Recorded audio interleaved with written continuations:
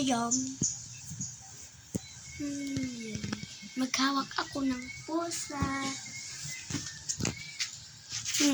Kanapan.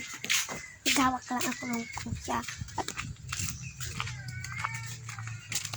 Tapos aakyat ako. Ang cute! Bakit? Nasaan na yung mga kapatid mo? Si Mingming to, guys. Storbo sa pagtulog. At tulog na sila, guys. Siya hindi pa.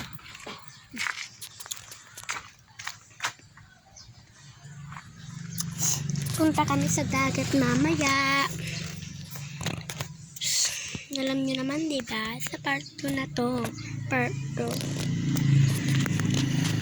Saan kaya? Magpabike naman ako ulit. Wait lang, guys. Magpabike lang ako. Beach. God, hindi ko kaya, guys. Hindi ko kaya.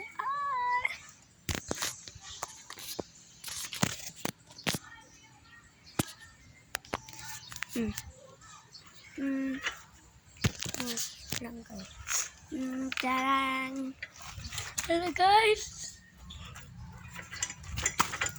Ay, touch. Wait lang, guys.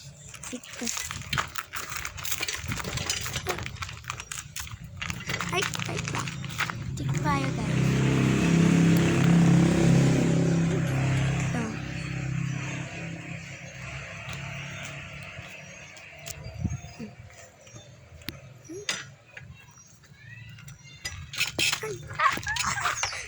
Hirap talaga mag-bike, guys.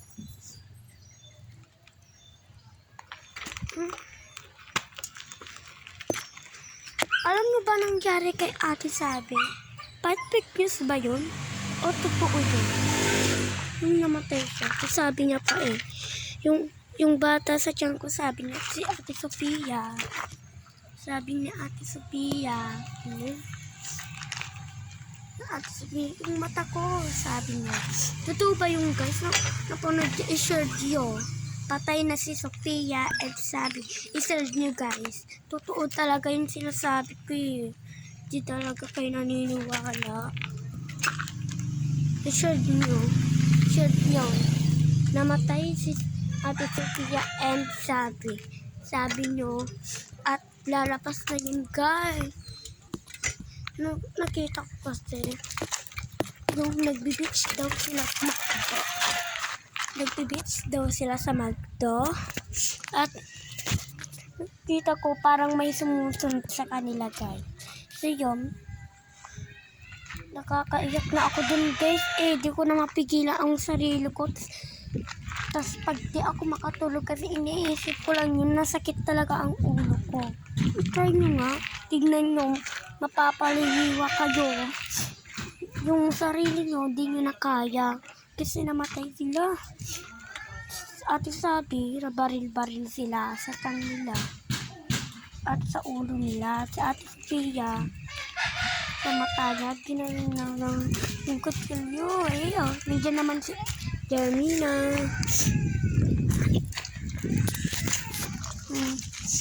Doon tayo sa kalsada.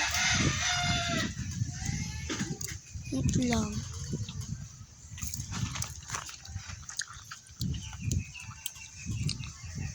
Parang may nakakalalim. Ano yun? Saan yun nun? Wait lang. Ano ba yung inaano dyan? Ay. Nandiyan pala sa Aljana yung trinak namin nung nakaraan. Nakaraan na nila. Ay, oo. Nung kanina pa kasi naligo pa kami. Bye guys. Wait for part 3. Bye.